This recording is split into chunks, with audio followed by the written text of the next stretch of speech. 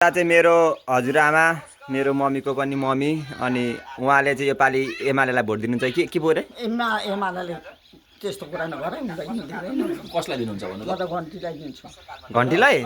किन हो घन्टीलाई चाहिँ घन्टीलाई दिन्छु यसपालि तपाईँ त कट्टर एमालेको मान्छे होइन र पहिले एमाले के को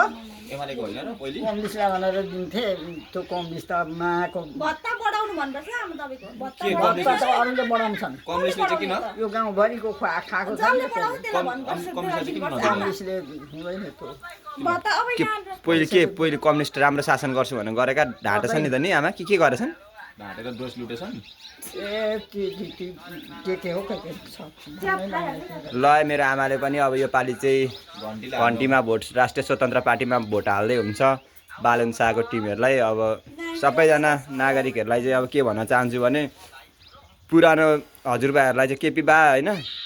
लगायतको टिमलाई चाहिँ पुराना राजनैतिक दललाई चाहिँ एकचोटि ब्याक गरौँ न भन्ने कुरो रहेछ सबैजनाले हजुरआमाले त साथ दिनुभयो भनेपछि केपी बाको उमेरको मान्छेले अरूले त अब बुझ्नुपर्ने हो त यो बुनी सानो बुनी हो त केमा भोट हाल्छस् नार्ता बनाएको छ नार्ता छैन त केमा हाल्छस् भोट योपालि म त केही पनि हाल्दैन ए ल आउँदैन अरे ल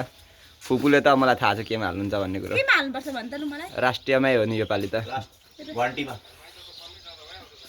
भोट भयो भने चाहिँ घन्टीमा हाल्ने है सबैजनाले मात्र हाल्छु